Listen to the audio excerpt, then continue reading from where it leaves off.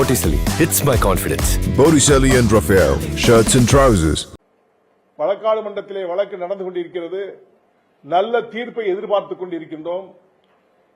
எங்களுடைய போராட்டம் மாஞ்சோலைக்காக தொடரும் என்பதையும் இந்த நேரத்திலே சொல்லிக்கிறோம். இதை தமிழக மக்கள் முன்னேற்ற கழக மாநில செயற்குழு இன்றைக்கு நிறைவேற்றியிருக்கிறது. இதுபோன்று ஒவ்வொரு பகுதியிலும் நடக்கின்ற கொடுமைகள், குறிப்பாக சென்னையிலே நடந்த தம்பி ஆம்ஸ்ட்ராங் அவருடைய கொலை படுகொலையை வன்மையாக கண்டிக்கிறேன். நீதி வேண்டும் என்பதற்காகவே யார் உண்மையான குற்றவாளிகள் என்பதை அரசுதான் கண்டுபிடிக்க வேண்டும்.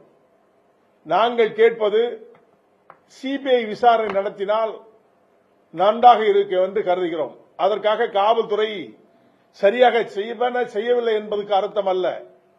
உண்மை குற்றவாளிகளை மறைப்பதற்கு முயற்சி செய்யாமல் உண்மை குற்றவாளிகள் யார் என்பதை கண்டுபிடித்து தருவதற்கு சிபிஐ ஏதுவாக இருக்கும் என்பதற்காகத்தான் சிபிஐ நாங்கள் கேட்டுக் கொண்டிருக்கின்றோம். அதற்கு அரசு உதவ வேண்டும் என்று நான் தமிழக மக்கள் முன்னேற்ற கழகத்தின் சார்பிலே வேண்டிக் கொள்கிறேன். தமிழகத்திலே படுகொலைகள் அதிகமாக நடந்து கொண்டிருக்கிறது. இந்த படுகொலைகள் எல்லாம் நடத்துவதற்கு இதில் ஒரு சில காவல்துறை அதிகாரிகளும் உடந்தையாக இருப்பார்களோ என்ற சந்தேகம் என்னிடம் இருக்கிறது, எங்களிடத்தில் இருக்கின்றது, மக்களிடத்தில் இருக்கின்றது. அந்த அதிகாரிகளையும் நீங்கள் கண்காணித்து அரசு உடனடியாக துரித நடவடிக்கை எடுக்க வேண்டும். அதிகாரிகளை மாற்றுவதனால் நிச்சயமாக இந்த இழிநிலைகள் நடந்து முடிந்துவிடாது என்பது அர்த்தமல்ல. அதிகாரிகளை மாற்றிய பிறகு கூட சமீபத்தில் 2 கொலைகள் நடந்திருக்கிறது. மதுரையில் கூட சமீபத்தில் ஒரு கொலைக்களமாக மாறுகின்ற திமுக ஆட்சி உண்மையான குற்றவாளிகளை பிடித்து தண்டனை கொடுக்குமாறு உங்களை அன்போடு கேட்டுக்கொள்கிறேன். அதோடு மட்டுமல்ல, இந்த இழிநிலைகள் இனிமேல் தமிழகத்தில் நடக்கக்கூடாது என்பதற்காக அரசு வேலை செய்கின்ற ஒரு சில காவல்துறை அதிகாரிகளையும் நீங்கள் கண்காணிக்க வேண்டும் என்பதை வேண்டுகோளாக வைக்கிறேன். இதுதான் இந்திய நிலை. இந்த நிலையை தமிழகத்திலிருந்து துரிதமாக செயல்பட்டு மாண்புமிகு முதல்வர் அமைச்சர் அவர்கள் மக்களுக்கு பாதுகாப்பு கொடுக்க வேண்டும் என்பதையும் நான் வேண்டிக் கொள்கிறேன். எங்களை போன்ற தலைவர்களுக்கு பாதுகாப்பு சரியாக இல்லை என்பது உண்மைதான், இல்லை என்று சொல்வதற்கில்லை. கடந்த அண்ணா திராவிட முன்னேற்ற கழகத்தில் எனக்கு கொடுக்கப்பட்ட பாதுகாப்பை எடுத்துவிட்டீர்கள். எனக்காக பிஎஸ்ஓ மட்டும் போட்டியிருக்கின்றீர்களே தவிர தமிழகம் முழுவதும், நான் ஏன் இந்தியா முழுவதும் சுற்றித் திரிகின்ற மக்களை சந்திக்கின்ற எனக்கு இது பாதுகாப்பு சரியா இருக்குமா என்பதை நீ அரசுதான் முடிவு எடுக்க வேண்டும். பாதுகாப்பு எனக்கு துரிதப்படுத்த வேண்டும் என்பதை நான் இந்த மீடியா வாயிலாக உங்களை நான் கேட்டுக்கொள்கிறேன். இதுபோன்று எல்லா தலைவர்களுக்கும், சகோதரர் திருமாவளவன், டாக்டர் கிருஷ்ணசாமி, இதுபோன்ற தலைவர்கள் எல்லாம் அதிக பேருக்கு இருக்கும் பொழுது இவர்களுடைய எண்ணங்கள் எல்லாம் தலைவர்களை கொலை செய்துவிட்டால் பெயர் வாங்கிவிடலாம் என்ற எண்ணமும் தானே தவிர எதிரி என்ற எண்ணத்திலே இல்லை. இதுதான் உண்மை. இந்த நிலைதான் தமிழகத்திலே அதிகமாக இருக்கின்றது. பெயர் வாங்க வேண்டும், இவரை செய்துவிட்டோம் என்று பெயர் வாங்க வேண்டும் என்று ஒரு குறுகிய கண்ணோட்டத்தோடு ஒரு சிலர் இயங்கிக் கொண்டிருக்கின்றார்கள். அவர்களை கண்காணித்து தலைவர்களுக்கும் இந்த தமிழ்நாடு அரசு பாதுகாப்பு நல்கிட வேண்டும் என்பதை நான் இதன் வாயிலாக தெரிவித்துக் கொள்கிறேன். வேற எதுவும் கேட்கலாம். எனக்கு ஏற்கனவே த்ரெட்டிங் இருக்குது. ஏற்கனவே நான் ஃபைல் பண்ணி ஏற்கனவே டிஜிபி ஆபீஸ்க்கு முன்னாலே அனுப்பிச்சிட்டு தான் இருக்கோம். அவங்களுக்கும் தெரியும், உளவுத்துறை பார்த்துட்டு இருக்காங்க, ஐஎஸ் பார்த்துட்டு இருக்காங்க இருக்குது. எனக்கு ஏற்கனவே கொடுத்தது வந்து கடந்த ஆண்டு இந்த இவங்க எடுத்துட்டாங்க. அண்ணா திமுக ஆட்சி வந்தவொடனே ஏன் எடுத்தாங்கன்னு அவங்க தான் சொல்லணும், உளவுத்துறை தான் சொல்லணும். எனக்கு தெரியல எதன் காரணம் என்பது எனக்கு சொல்லவில்லை. அவர்களாகவே எடுத்து விட்டார்கள். அண்ணா திராவிட ஆட்சியில் இருக்கும் பொழுது முழுமையாக எனக்கு பாதுகாப்பு கொடுத்திருந்தார்கள், பாரா கொடுத்திருந்தார்கள், எல்லாம் கொடுத்திருந்தார்கள். திமுக ஆட்சி வந்தவுடனே பிஎஸ்ஓ மட்டும் கொடுத்துவிட்டு மற்றவர்களெல்லாம் அப்புறப்படுத்தி விட்டார்கள். என்ன காரணம் என்பது மாண்புமிகு முதலமைச்சர் அவர்களும் டிஜிபி அவர்களும் தான் சொல்ல வேண்டும். கூலிப்படை கலாச்சாரம் தொடர்ந்து அதிகரிச்சுட்டே இருக்கு. எல்லா கொலைகளிலுமே கூலிப்படை பேக்ரவுண்ட் இருக்கு அப்படிங்கிறது குற்றச்சாட்டா எல்லா தலைவர்களுமே சொல்றாங்க. தென் தமிழகத்துல தொடர்ந்து ரவுடிகளை வந்து கைது பண்றோம், கண்காணிக்கிறோம் சொல்றாங்க. கொலைகளும் அதிகமாக நடந்துட்டு தான் இருக்கு. அதுக்கு காரணம் என்னன்னு கேட்டீங்கன்னா, கொலை செய்தவனை வந்து தண்டனை கொடுக்கிறதுக்கு யாருமே சாட்சிகள் சொல்வதில்லை. சாட்சிகள் சொல்லாமலே அவர்களே காவல்துறையை அது மூடி மறைத்து விடுகிறார்கள். உண்மையான குற்றவாளிகள் பிடித்திருந்தால் அந்த நிலை மாறும், அந்த மாறக்கூடிய நிலை ஏற்படும். அதனால உடனே கேஸ போடுறீங்க, உடனே குண்டாசு போடுறீங்க, அவனை ஒரு வருஷம் கழிச்சு ரிலீஸ் பண்றீங்க, மறுபடியும் அதே தொழில் தான் பாக்குறான். அவனை கண்காணித்து அவன் சரியான பாதையில் செல்கின்றானா என்பதை கண்காணிக்க வேண்டிய வேலை அரசுடைய வேலை. அந்த அரசு சரியாக அவனை கண்காணிப்பது கிடையாது.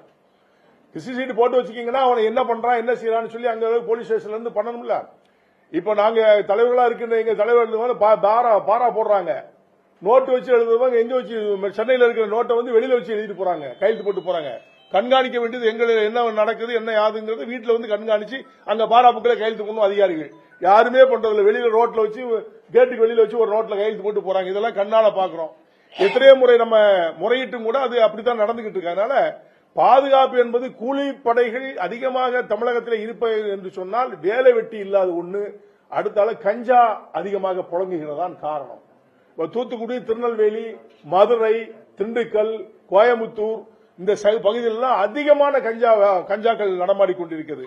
அது எப்படி வருது எப்படி போகுது என்பது எங்களுக்கு சொல்ல முடியல. அதுக்கு அரசு தான் கண்டுபிடிக்கணும், அந்த காவல்துறை தான் கண்டுபிடிக்கணும். இதற்கு அதிகமாக அவர்களை ஊக்குவிப்பது ஒரு சில காவல்துறை அதிகாரிகள் என்பது தெளிவா சொல்றேன். இதுதான் உண்மையான விஷயம். ஒருத்தர் கஞ்சா வைக்கிறான்னா போலீஸ் தெரியா வைக்க முடியாது. அதுல இருக்கின்ற உளவுத்துறை இருக்கின்ற எஸ்ஐ போலீஸ்காரங்க இவங்க எல்லாம் என்ன செய்யறாங்கன்னு தெரியல. இதை கண்காணிச்சு துரிய நடவடிக்கை எடுத்தா அந்த கூலிக்கு கொலை பண்றது நிக்கும்னு நம்புறேன்.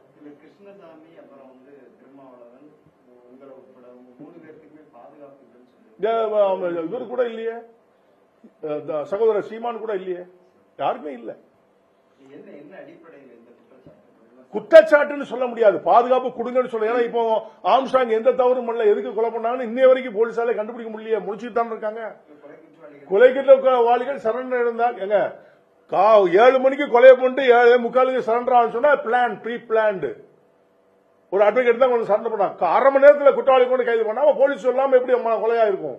ஆம்ஸ்டாங் கொலை செய்யும் பொழுது போலீஸுக்கு சொல்லிட்டு தான் போயிருப்பாங்க, செஞ்சுட்டு நாங்க வந்து சரண்டர் ஆயிருன்னு சொல்லிருப்பாங்க. சரண்டர் ஆயிருக்காங்க, இல்லன்னு சொல்லாது. அவன் தான் உண்மையான குற்றவாளியானு போலீஸ் கன்ஃபார்மா சொல்ல.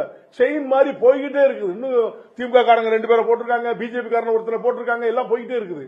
அல்ல முழுமையாக அது முழுமையடைய முடியவில்லை. இந்த மாதிரி இருக்கும்போது தலைவர்களை எதற்காக கூலிப்படை கொலை செய்யணும் சொல்ல யாராலும் சொல்லுவாங்க. அதனாலதான் பாதுகாப்பு கேட்கிறோம், வேற ஒண்ணும் இல்ல, பயத்துல கிடையாது. பாதுகாப்பு என்பது அவங்களை பாதுகாத்துக் கொள்ளக்கூடிய நிலை அவர்கிட்ட இருக்குது. மக்களுடைய ரெப்ரஸன்டேட்டிவ் அவங்க கொடுத்தாகணும். அது அரசுடைய கடமை. அந்த கடமையை செய்ய சொல்றோம். நாங்க பயத்துலலாம் கேட்கல, உங்க பணியை நீங்க கரெக்டா செய்யுங்க, அதுக்கு கொடுங்கன்னு கேட்கிறோம்.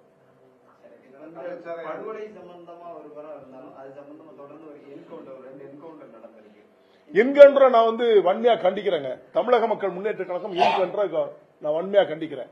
கொலைக்கு கொலைதான் தீர்ப்பு என்று சொன்னால் சட்டம் எதற்கு, நீதிமன்றம் எதற்கு, எதற்கு அட்வொகேட் எதுக்கு இருக்காங்க, அங்க இருக்கிற ஜட்ஜி எதுக்கு இருக்கிறாங்க, நீதிமன்றம்? அப்பதான் அது அர்த்தமே இல்லையா? அப்ப எவன வேணாலும் சொல்லலாமே, அது தவறு. நீதிமன்றத்தின் வாயிலாக நீ தண்டனை வாங்கி கொடுங்க, நான் வேண்டான்னு சொல்லலையே.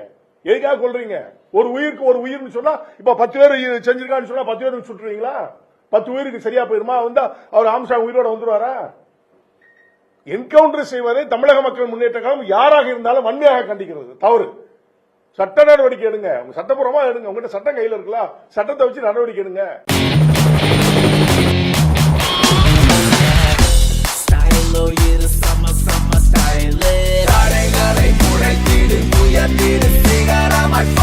ஃபிட்டான போட்டிசலி இருந்தா கான்ஃபிடென்ட்டா என்ன வேணாலும் செய்யலாம். Botticelli, it's my confidence. Botticelli and Raphael, shirts and trousers.